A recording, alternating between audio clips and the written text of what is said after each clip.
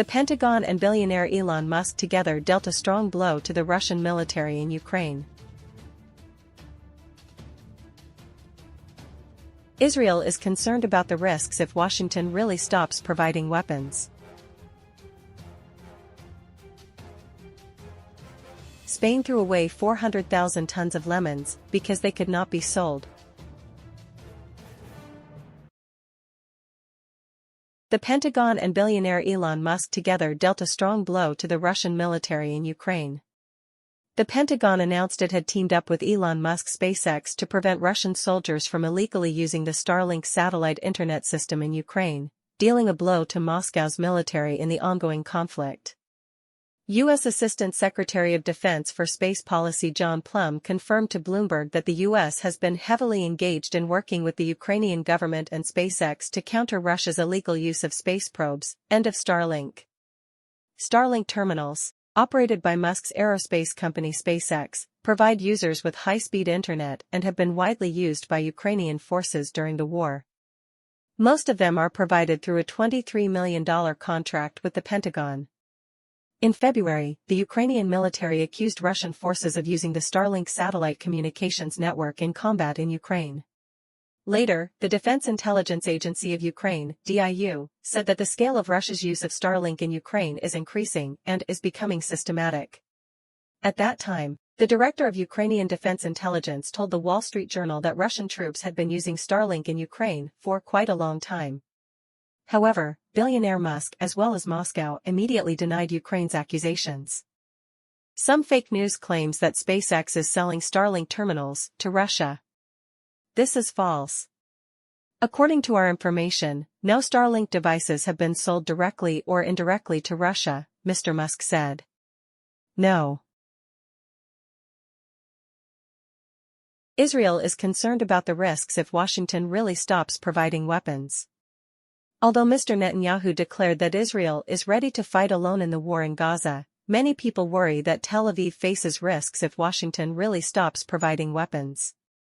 One day after U.S. President Joe Biden warned to stop supplying weapons if Tel Aviv conducts a large-scale operation in Rafah, Israeli Prime Minister Benjamin Netanyahu announced that the country is ready to stand alone in the campaign against Israel. Enemy. If forced to stand alone, we are ready to do so, Mr. Netanyahu said, but did not directly mention the United States, Israel's closest ally. The Israel Defense Forces, IDF, earlier this week took control of the Rafah border crossing with Egypt, and Israeli leaders said a large-scale offensive was necessary to eliminate the last Hamas battalions in Gaza. However, the U.S. and many other countries have opposed the plan to attack Rafah, a city where more than 1 million Palestinian civilians are currently sheltering, because of concerns about the risk of a serious humanitarian disaster. U.S. National Security Council spokesman John Kirby said on May 9 that Israel faces a choice to decide whether to escalate hostilities in Rafah or not. President Biden's administration admitted to temporarily halting the transfer of 3,500 bombs, including bombs weighing nearly a ton, to Israel. I have made it clear that if they attack Rafah, I will not provide them with weapons like I did, Mr. Biden said in an interview with CNN. The U.S. warning became a notable issue in Israel on May 9, when most reporters and analysts warned about the risks and described it as U.S. disappointment with the approach. Carry out the Netanyahu government's campaign. The U.S. and Israel have had a special relationship since the Middle Eastern country declared independence in 1948. As of last year, the U.S. had provided $158.7 billion to Israel, of which about $124.3 billion was for the military, missile defense teams and systems, according to the Congressional Research Service. According to the 10-year Memorandum of Understanding that President Barack Obama signed, Washington currently provides $3.8 billion in military aid each year to Israel, not to mention the additional $15 billion in support that the U.S. approved last month. The new warning means that Mr. Biden wants to use his only real leverage on Mr. Netanyahu, which is to stop the supply of weapons.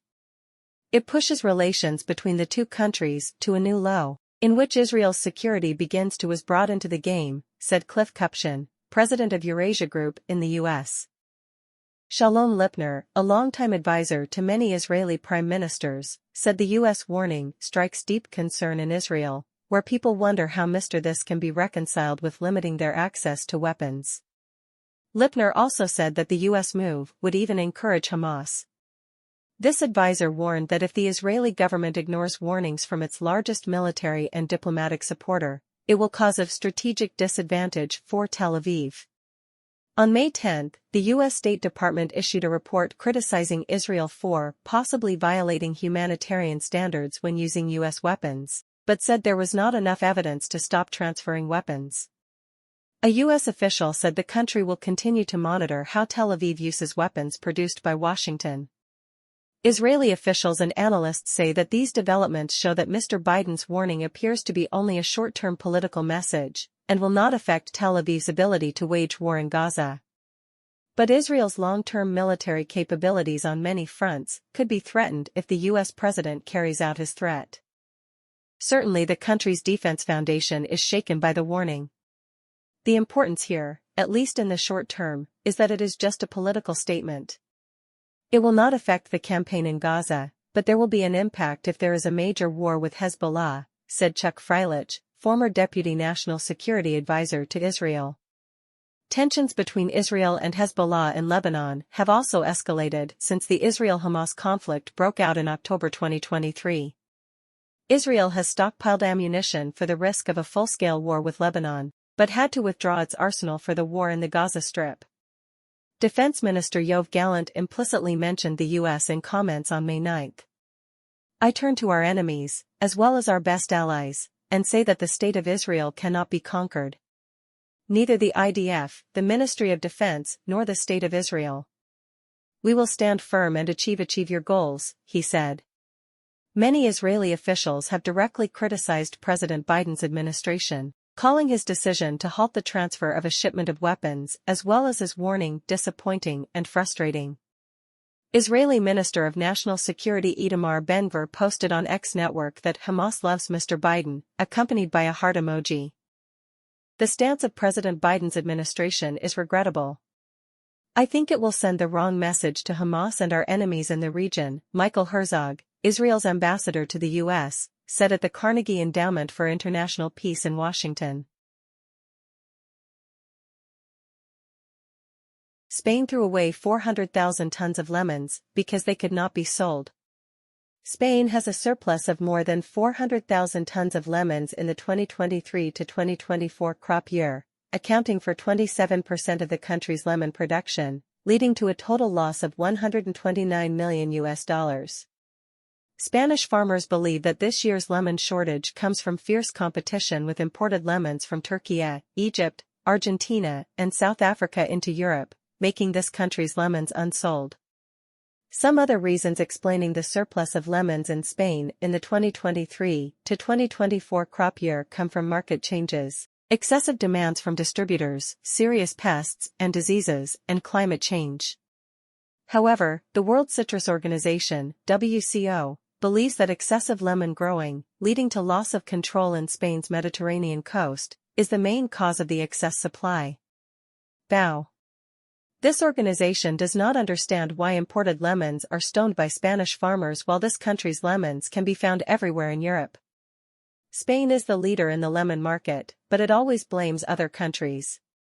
"We must accept that the market always has competition, more or less," Mr. Philippe Bernard, secretary of the WCO, told El País newspaper, Spain. The Olimpo Lemon Grapefruit Association, which represents the voice of lemon producers, exporters, and processors in Spain, also did not mention the fierce competition from imported lemons.